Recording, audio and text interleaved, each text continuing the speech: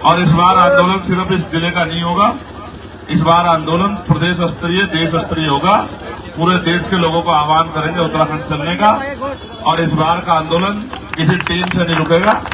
ऐसी 1000 टीम लगेगी तो वो सारी उखाड़ के जो है कबाड़ियों के हाथ दे देंगे, जो भाई कबाड़ का काम करते हैं। मैं ज्यादा मांग पत्र में बहुत लंबा भरोसा नहीं रखता हूं। मैं तो आपसे कहता हूं, आने वाले कल में अपनी ताकत बना लो। अपनी ताकत बन जाएगी तो कोई मांग पत्र नहीं देना पड़ेगा, सिर्फ ऑर्डर करने पड़ेंगे।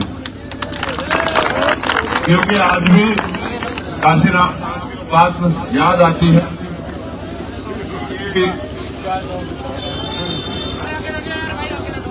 मांगने वाला कभी ताकतवर नहीं होता, देने वाला ताकतवर होता।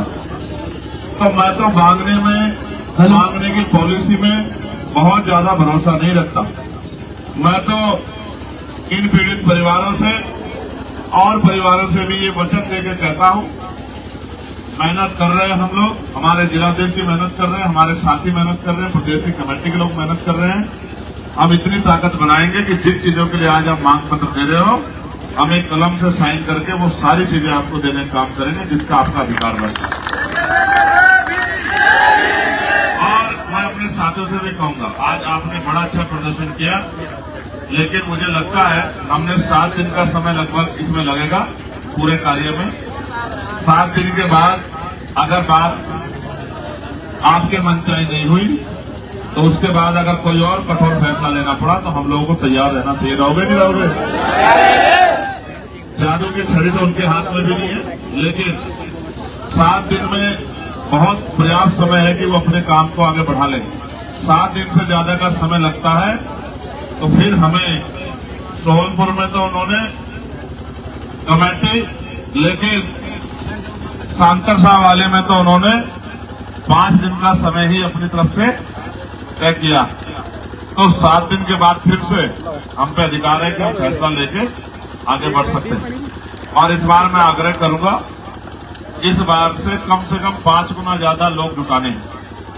और इस बार आंदोलन सिर्फ इस जिले का नहीं होगा, इस बार आंदोलन प्रदेश स्तरीय, देश स्तरीय होगा। पूरे देश के लोगों को आह्वान करेंगे उत्तराखंड चलने का। और इस बार का आंदोलन किसी टीम से नहीं रुकेगा। ऐसी 1000 टीम लगेगी तो वो सारी उखाड़ के जो है कबाड़ियों के हाथ दे देंगे, जो भाई कबाड़ का काम करते हैं। तो खाने का खर्चा भी इन पैसे लेंगे, उन्हीं से जो है खाने की व्यवस्था होगी, उन्हीं से जनरेटर की व्यवस्था होगी, उन्हीं से टेंट की व्यवस्था होगी, हाँ पंखों की भी। लेकिन जुल्म नहीं सहेंगे और जुल्म होने देंगे, इस बात के लिए हम लोग संकल्प लेकर तैयार हैं।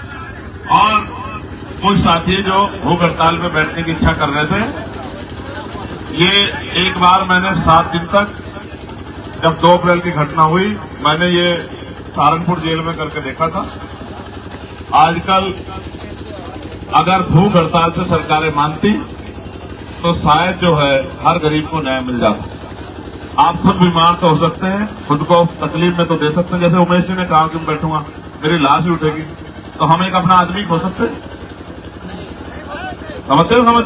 तो मैं इनसे भी कहूंगा ये भूख हड़तालें ठीक नहीं है, खा पी के लड़ो, 4 टाइम खाओ, भाई हिम्मत भी नहीं, ये नहीं, खा पी के लड़ो।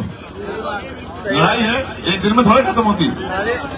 ये तो महात्मा गांधी जी के आदर्श बहुत लोगों ने अपनाया और बाद में इनको अस्वीकार किया कि भाई ठीक नहीं। सरकारें तो चाहती है कि ये लोग रहे और आप वैसे ही मरना चाहते हैं, इसका आरोप भी किसी में लग रहा है। ठीक है, बहुत बहुत धन्यवाद। जय भीम, जय भारत, जय संविधान।